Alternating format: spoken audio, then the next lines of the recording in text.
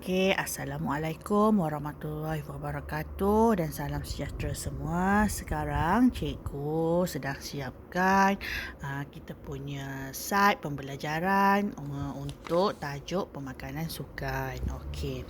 Jadi kita dah belajar tajuk ni, kita cuma nak ulang kaji semula sahaja. Baiklah. Kita tahu ya dalam bidang pemakanan sukan ni ada 5 unit iaitu pengenalan, keperluan tenaga dan sumber tenaga, ada bendali tubuh, elektrolit dan pentemu kawal aturan, bantuan ergogenik pemakanan dan juga strategi pemakanan sukan. Okey, apa benda penting yang kita kena tahu tentang topik-topik ni? Okey, kalau kita nak tahu topik ni sebenarnya terlalu banyak benda yang kita kena tahu, yang kita kena faham.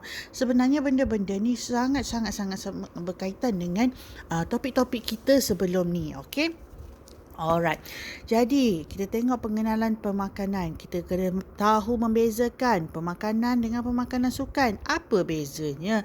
Pemakanan untuk orang biasa, okey, untuk sedentary people dengan pemakanan untuk atlet. Okey. Kita kena boleh bezakan juga pemakanan antara atlet angkat berat dengan atlet berbasikal.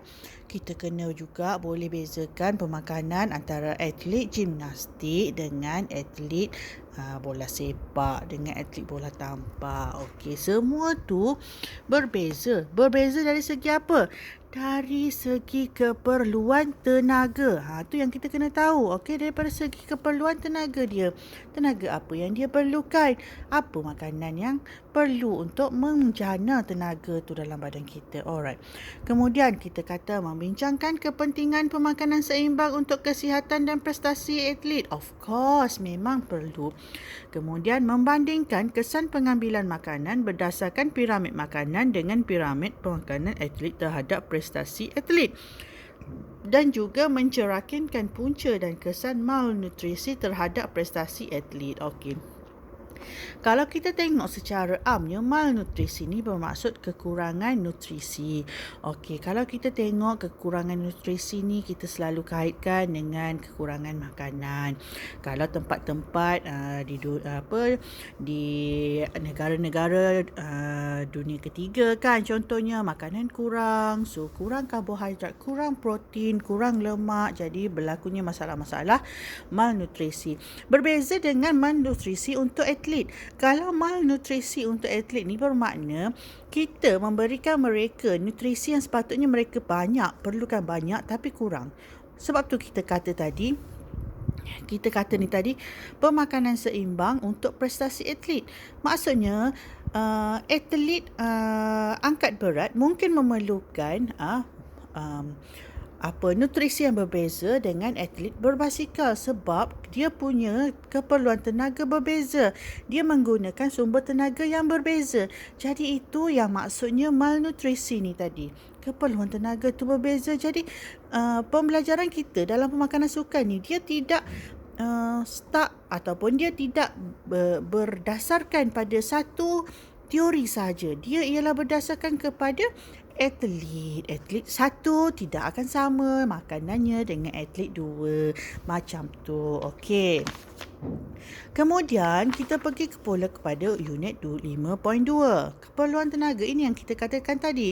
Menghuraikan tenaga dari sumber makanan. Kita mesti pandai boleh membezakan sumber tenaga exogenous dan endogenous untuk aktiviti sukan yang berbeza.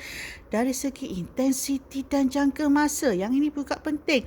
Intensiti tinggi ke? Intensiti rendah ke? Jangka masa dia pula sama ada apa aktiviti prestasi sukan tu. Kita memerlukan tenaga jangka masa yang panjang. Seperti basikal lebuh raya ataupun dia memerlukan jangka masa yang pendek, contohnya seperti tukul besi. Okey, lepas tu kita pun juga mestilah pakai sistem pertukaran makanan untuk menganalisis makanan yang setara dari segi kalori dan kandungan nutrien. Ini biasanya penting sebab apa? Contoh Malaysia, kita makan berbeza dengan apa yang orang-orang dekat Antartika makan.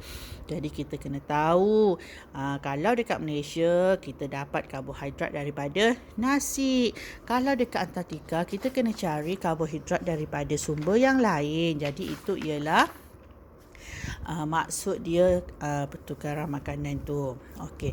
Untuk unit 5.3, bendali tubuh, elektrolit dan pentemu kawal aturan. Okey, ini ialah satu unit yang sangat penting. Pengambilan air sangat penting. Kamu kena pastikan kamu tahu tentang elektrolit. Apa dia elektrolit? Kemudian ini pertukaran haba semasa melakukan aktiviti fizikal ya. Ini 4 perkara konduksi, perolakan, penyejatan, radiasi, mesti ingat dan juga pengambilan cecair.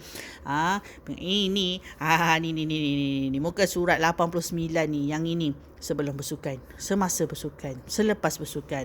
Yang ini pastikan kamu faham kenapa kita perlu ambil makanan, ambil minuman tu, kemudian barulah kita akan dapat jawapannya. Senang, insya-Allah boleh.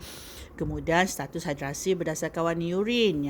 Yang ini pastikan kamu scan dekat sini untuk dapatkan dia punya maklumat lanjut. Okey, untuk 5.4 pula dia kata menghuraikan bantuan ergogenik makanan dan juga membahaskan peranan dan kesan penyalahgunaan bantuan ergogenik pemakanan seperti kafein, kreatina, bikarbonat, whey protein, tokokan karbohidrat kepada kesihatan, prestasi atlet dan pematuhan terhadap World Anti-Doping Agency ataupun WADA. Alright.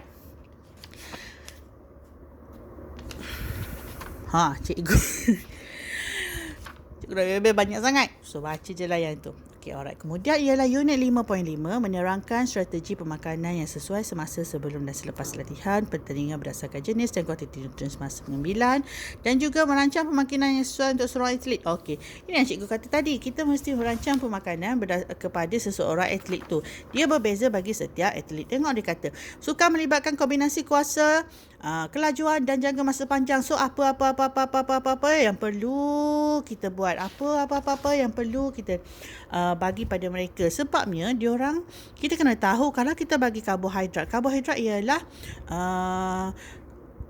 sumber tenaga penting pendek. Dia akan terus terbakar. Jadi kalau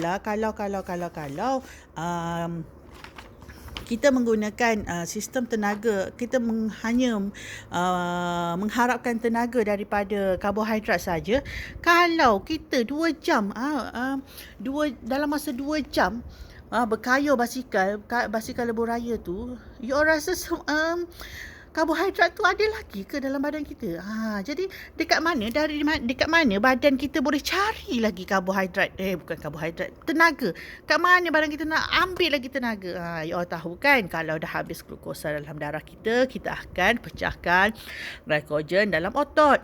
Glycogen dalam otot untuk tukar balik jadi glukosa jadi tenaga. Bila glycogen dalam otot pun dah habis, apa yang badan kita buat untuk dapatkan tenaga? Kita akan ambil lemak-lemak badan kita. So, daripada situ kita tahu glukosa dalam darah, kemudian dia ambil glycogen, lepas tu dia ambil lemak. Jadi, untuk sukan-sukan jangka masa panjang yang memerlukan, yang intensiti dia tinggi, jadi kita tahu kita akan perlukan glycogen dan lemak. Jadi, kita kena rancang pemakanan terhadap atlet ni, apa yang perlu, berapa banyak dia punya glycogen, berapa banyak dia punya lemak yang kita terpaksa ambil untuk dia punya tenaga. Okey. Jadi, penat cikgu membebel. So, ini ialah bebelan ringkas sahaja sebenarnya.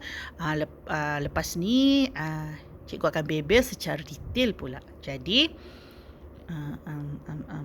tak apalah. Cikgu hentikan dulu bebelan ni. Cikgu nak sambung buat nota. Bye-bye.